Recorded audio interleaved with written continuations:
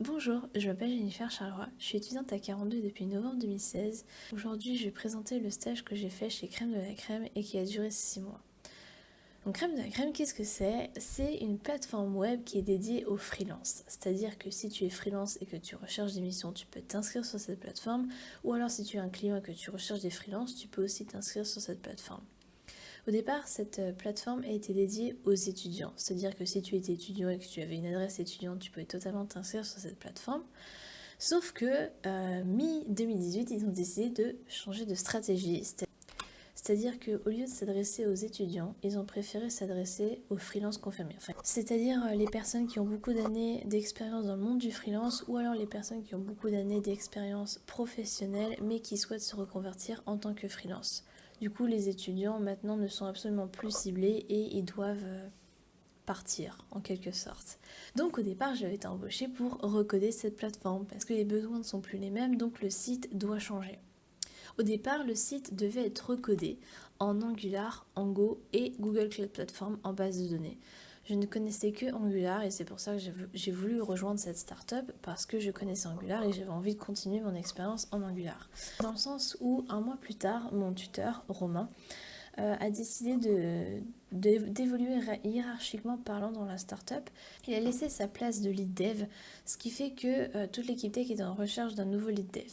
Ils ont embauché un nouveau lead dev au bout de 1 mois qui lui a beaucoup d'expérience dans le domaine informatique et il a décidé en arrivant avant de coder cette plateforme de challenger les langages qui avaient été choisis. Il avait décidé à la place de faire du React, du Node et du PostgreSQL.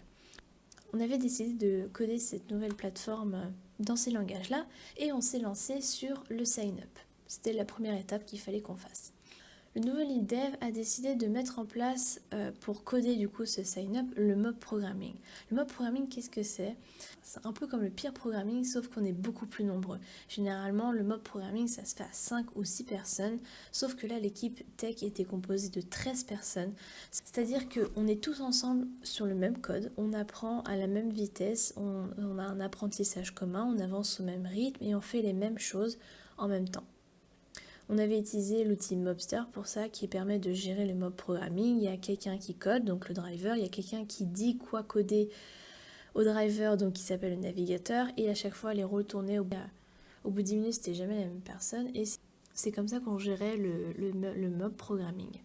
Sauf que les conséquences de ce mob programming, c'est que c'était très difficile parce que l'épanouissement personnel était totalement réduit, on était absolument frustrés. Comme j'ai montré sur l'image, on était beaucoup, et encore là, j'ai pas photographié toutes les personnes, mais on était 13 et c'est énorme en mob programming. Si on veut coder, on doit attendre 80 minutes en moyenne avant de pouvoir retoucher au clavier, et ce qui a causé aussi du coup la démission de toute l'équipe tech. Et c'est pas une blague, petit à petit, au fur et à mesure que les mois sont passés, au fur et à mesure que le sign-up s'est construit, l'équipe tech a totalement diminué, et même si c'était quelque chose qui n'était pas approuvé par l'équipe tech, ils ont quand même continué à faire du mob programming.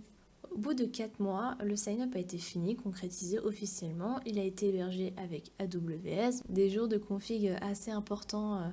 Et moi, la config, c'est pas mon fort, mais j'ai dû apprendre. Donc voilà, j'ai montré un petit screen du sign-up. Il est disponible d'ailleurs sur Crème de la Crème, et que vous essayez de créer un compte en tant que freelance, vous verrez le nouveau sign-up qui a été créé. Mais du coup, il a mis 4 mois parce qu'il a été fait en mob programming et que ça a mis du temps, alors que s'il avait été fait séparément, il aurait mis peut-être 1 mois maximum.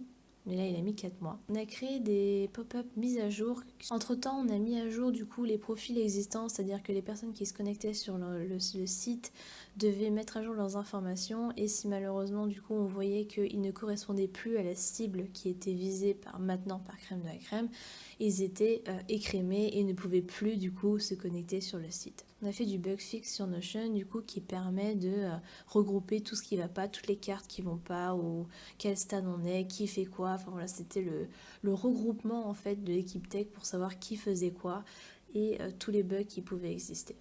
Et finalement, après tout ça, cela fait déjà 6 mois que je suis en stage, et mes pensées finales sont que je suis un petit peu déçue parce que je pense être arrivée au pire moment dans une entreprise, dans le sens où quand je suis arrivée, ils étaient 50, il y avait beaucoup d'ambiance, il y avait beaucoup de personnes et c'était vraiment assez difficile de trouver de la place. Toute l'équipe tech était partie, donc je suis un petit peu déçue d'être arrivée en fait à ce moment-là. Aussi le fait que mon tuteur soit parti, j'en ai pas parlé, mais mon tuteur est parti au bout de 2 mois. Donc j'aurais aimé que mon tuteur s'occupe un petit peu plus de nous et part pas aussi tôt parce que du coup j'ai rien eu le temps de faire en fait, mais c'est comme ça, il est parti pour ses projets personnels. Et du coup, le fait d'évoluer au même niveau, bah ça marche pas parce qu'on n'a pas les mêmes connaissances dans le passé. Donc forcément, il y a des personnes qui sont décalées par rapport à d'autres. Et je pense que mon apprentissage a été plus personnel dans le sens où j'ai plus pu voir ce qui allait et ce qui n'allait pas. Avec au final, je souhaite quand même à cette startup de réussir et de pouvoir enfin concrétiser tout ce qu'ils ont mis en place et tout ce changement qu'il y a eu. J'ai subi le changement, mais je suis sûre qu'après, vu que c'est plus stable, ça sera beaucoup mieux. Je leur souhaite de réussir et de sortir cette nouvelle plateforme qui sera quand même beaucoup plus propre que l'ancienne plateforme. Voilà, du coup, j'ai fini ma présentation et bonne journée et merci de m'avoir écouté.